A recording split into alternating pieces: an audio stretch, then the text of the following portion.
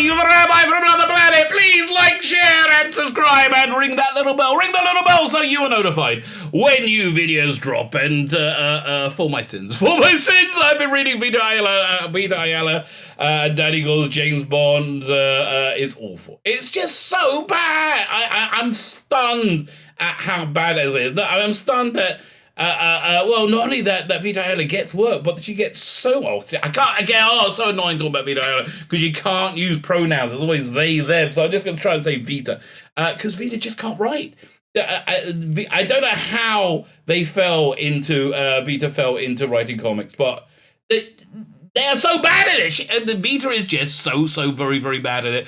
And this James Bond series is a really good example of it. So anyway, I'm offline right now. I'm offline, so I'm hoping I'm going to have time to read the entire run. It's so painful. All 6 issues and put out 3 videos of it over the time I'm offline. I'm going to be offline until Sunday night my time for the Jewish Sabbath and then the first night of the Jewish holiday of Passover.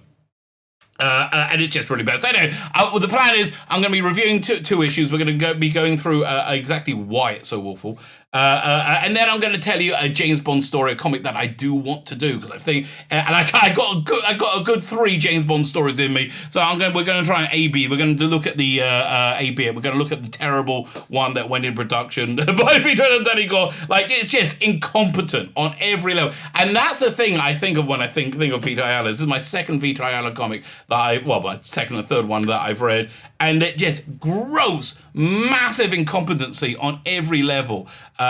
Is a thing that just strikes me, very, very, strikes me like a sock full of human excrement hit across my face. There you go. I hope that's not too graphic as an example for you. Before we get into it, can you hit the like button? That'd be great. Can you hit the share button? Can you comment? And can you subscribe? If you're not subscribed, please hit the subscribe button. If you are subscribed, please make sure you're still subscribed. YouTube is mad at me. YouTube is mad at me. They demonetized my channel and they shadow banned me. Other than that, it's going great. Like, share, subscribe, comment, all those things really, really, really, really do help. Thank you very much. If you want to be super, super nice, go check out my Indiegogo. 2 freaking awesome graphic novels, which I'm so insanely proud of. I am ridiculously and insanely proud of them. They're on sale now on Indiegogo. I'm closing this out on April 15th on the Jewish Independence Day of Israel Independence Day, I should say, Yom Ha'atzmaut. Right now I think there's like 3 or 4 left at the sale price. You get both books for $40, and then it goes up to 45 when that batch is all sold out. So you get both books, you get a whole bunch of other stuff. We're going to run through them quickly because I go through them on like freaking everything I do. You get these for the mail gaze cards. These are postcard size. These are based on my 12-year-old fascinations and titillations, and they're all genre related. So we got Keeping the Bridget End Up. That does keep my end up. Party like it's 1999. Yes, I will party. She does strike me as a computer expert. This young lady. Don't even think it, citizen. I think I might be. No hanky-panky on a TARDIS. I'm thinking, that's my favourite. That's my favourite. Although a good contender is also I'm Sensing Strong Emotions Captain, but this new one is resplendent. It's absolutely fantastic. It's the Falsus female. Look, this new one, I zoom into it every time I can because it's so good. Look how he's nailing her face. Like that really is Princess Leia of you. Look, even Jabba the Hutt's going, yes, Jabba, he didn't get to be the leader of a criminal underworld for nothing, for not having good taste. And I may say your choice of slaves, very good, very, very good. So you get those cards. There'll probably be more by the time the campaign finishes. We have the posters. A Bohemian Time and Space, when we hit 8 grand every game. These are A2. We got The Eyes Have It, and now we just added reverse the polarity of the neutron flow. So you get all this stuff. Let's end on a look, on a look of Slave Lair, because why not? Why not indeed? Fine. So there you go. So that is my Indigo. If you like comics, go check it out. It's pretty good, if I do say so myself. But you know what is not pretty good? Vita Ayala's In Fleming's James Bond bears no relation to In Fleming's James Bond whatsoever. It has absolutely no understanding of the character. I've been thinking about like what bad casting Vita Ayala is, because James Bond is essentially the wish fulfillment of the white male patriarchy, right? He's essentially the symbol of that, and like the cat's paw of that. So that's the first thing. But second thing is. There's a difference between the way men and women experience things, and I'm not assuming anybody's gender here. But I think the way Vita's going about this, even though that she's gender fluid, is a more female way. Now, again, you can go and check out the marketing research. Toys for girls they tend to lack distinctive characteristics because girls like to imprint themselves onto that character. They like to pretend they're Princess Buttercup or whatever. So they don't have any characteristics that would like differentiate themselves from that, which is why I probably think this whole move that your heroes must look like you and be like you is a predominantly feminist one and feminine one, right? It's I'll say toxic feminine one, because that's the way they want to imprint themselves in it. So if somebody's the same skin color as them, it's easier for them to imprint themselves on it. However, boys do the absolute opposite. They imprint the characteristics of the character they're emulating, Han Solo, onto them. They imagine they're the devil may care space pirate, right? So with that understanding, you can understand Vita Ayala's James Bond. Firstly, well, that's the first one. The second part of my understanding is Vita has done nothing to learn their craft.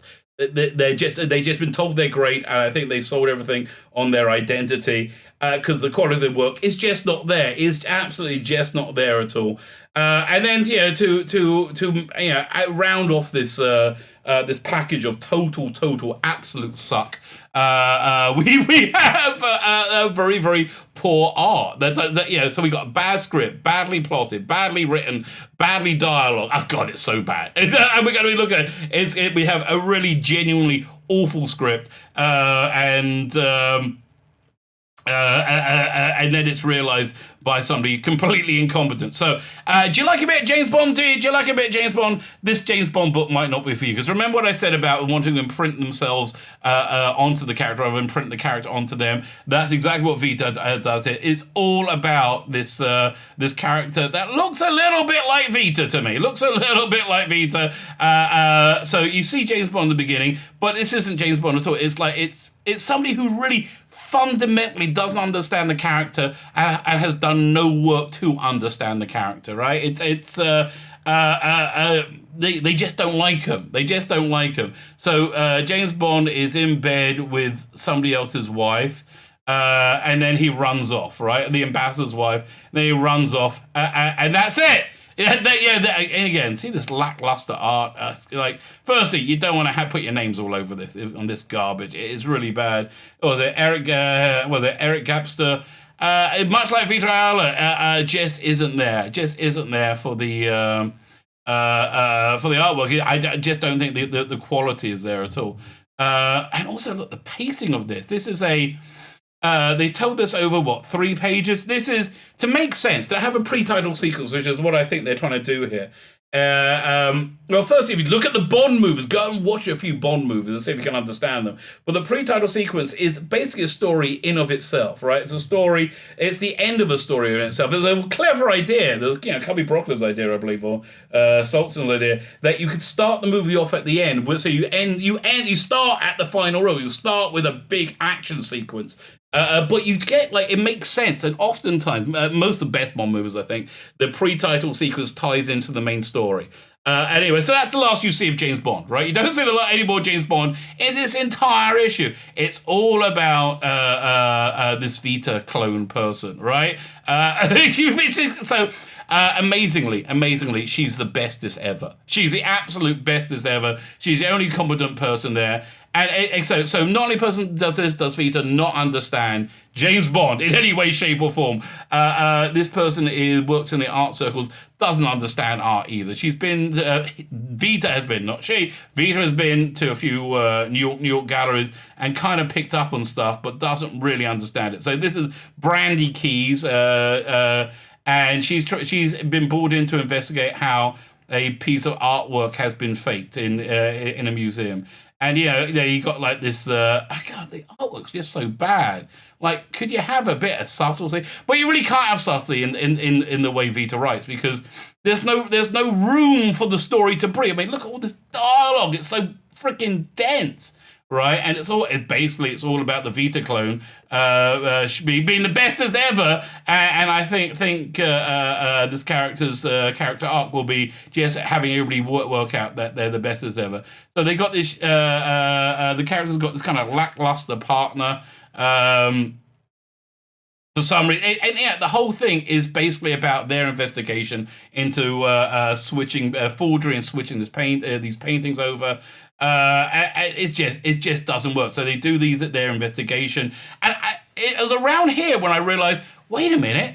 I think this is supposed to be set in England, right? I think this is supposed to be set in England, because this is somebody who's never been to England or knows anything about England in any way, trying to do English dialogue. And again, it's awful. So the pacing is terrible, the plotting is terrible, the idea is terrible of having a James Bond comic that doesn't focus on James Bond. Why not just make this another range? You know why? Because you know it won't sell. You know it won't sell. You hired Vita as a virtue signal, and this is exactly what you get. Let's just look at some of this dialogue, this absolute dialogue. So this is an average English English club called Snookers.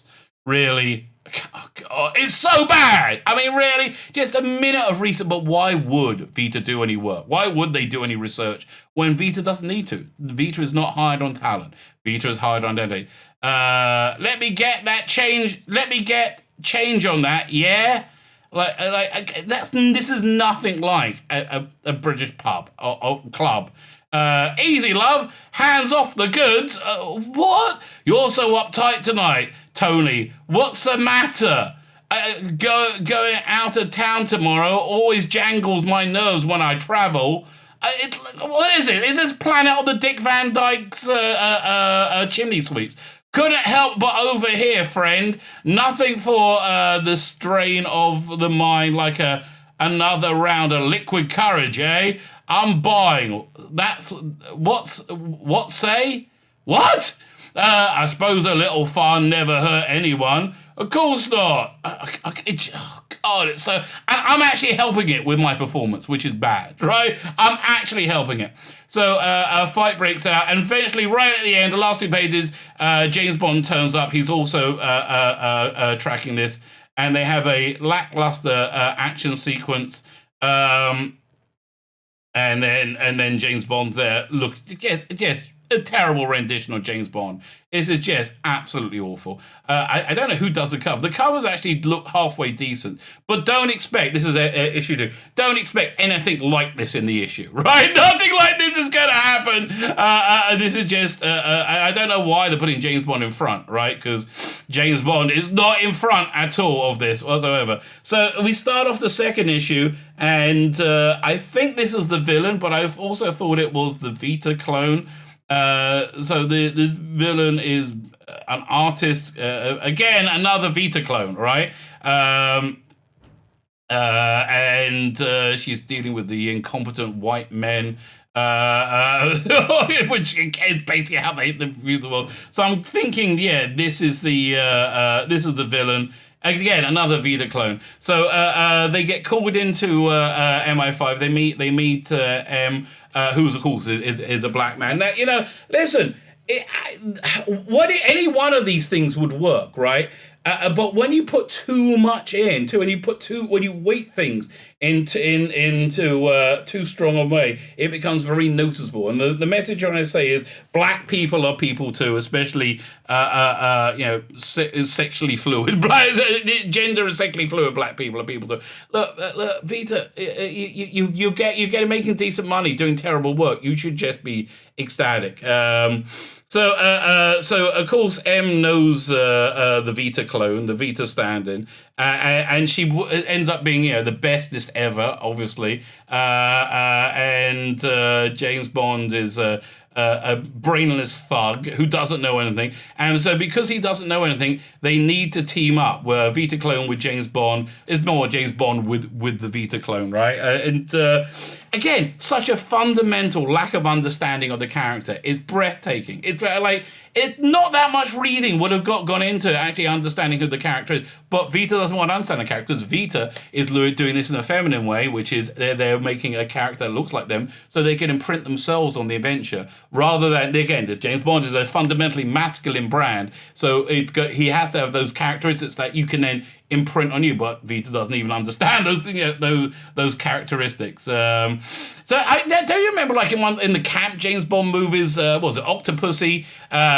James Bond was an art connoisseur. He was at an auction and he examined the Fabergé egg, and then he switched it for a fake one, and because he's James Bond and he can do this stuff. He doesn't need Vita Ayala to help him through a mission. With Vita Ayala's Bond, yes, he does. Absolutely does. They playing cards, and James Bond catches Vita's friend cheating because they're all stupid white men who don't know anything. And again, the Vita character is 100% the hero of this, and been shown to be right about everything.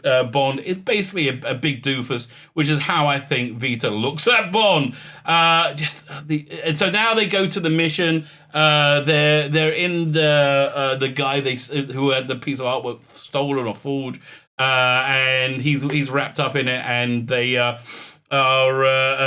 basically investigating. But yeah, let's look. They got the body language right here. Because look.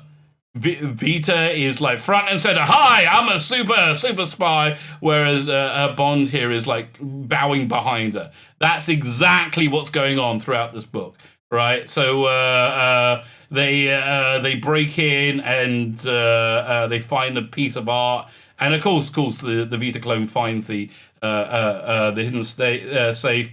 But the white guy screws up, and so there's a henchman who's coming in to get them. And of course, you see this in most Bond literature. God, I mean, maybe just watch a James Bond movie or two. Just that. But no, it's so bad. It's so bad. It blows my mind. So anyway. Let me tell you a good James Bond story. And I think if I'm smart, I'll have this ready to go on Indiegogo when No Time to Me 2 comes out. I think, is it November it's been pushed to? Because people, I think it's going to be awful. And I think people are going to have a taste of really want good James Bond then. So, okay. So I've always been fascinated with the idea of Bond. What happens when Bond gets older, right? What happens when he gets into his 60s, right?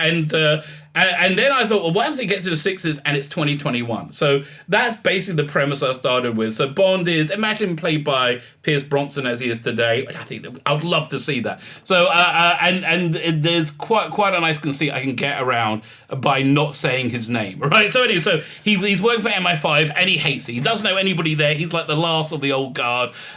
He's just surrounded by a bunch of idiot children who don't know anything and are not very good at their jobs. They've changed his name, his number from 007 to *7. And again, I think that's the way if I can get away with it because I just don't say it's James Bond, it's 007. That would seem to do the trick.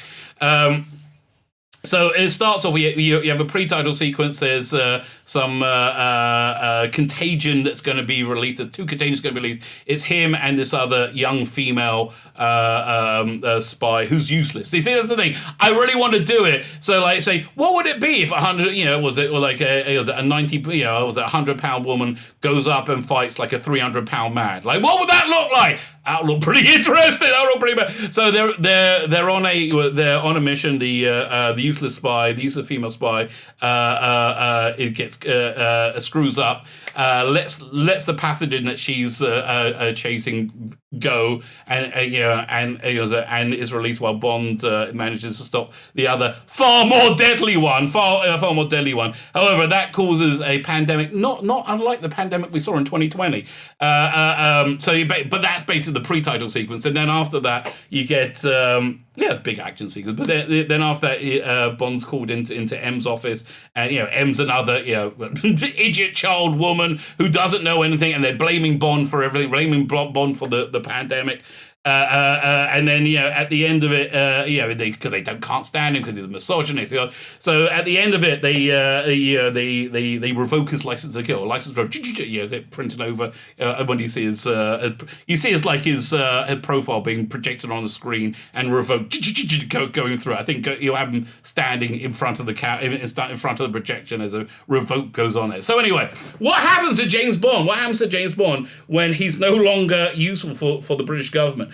So that night, two assassins break into his apartment, and of course it's James Bond. He great action sequence, but he gets the upper hand, kills both of them. Finds out one of them is MI6 and one of them is Spectre. All right, so it's like what's going. So he works out that M's was it sent to kill him. So he tracks down M, right, and he breaks into M's apartment and tortures M to get information. So apparently Spectre has completely filled every echelon of Western civilization. They're in complete control, and they're about to attempt a permanent takeover, which is going to be the backbone of the story, a permanent takeover. But I got this great scene in here where he's torturing M, and there's like a security camera that's like recording everything because it's M, right? And to get information, of course, M breaks it quickly because she's an idiot child who is useless at everything, right? And at the end of John Bond saying, "Just say my name," she says, "Agent Star 7. He's like, "Poof, here's her there. Say my real name." And she's like, oh. And then before she says 7, he shoots her, in the head, blood everywhere, assassinates her. Then the final shot of the scene is he looks up at the camera, the security camera footage that's been recording it, and he says, "I'm coming for you." And he shoots the camera.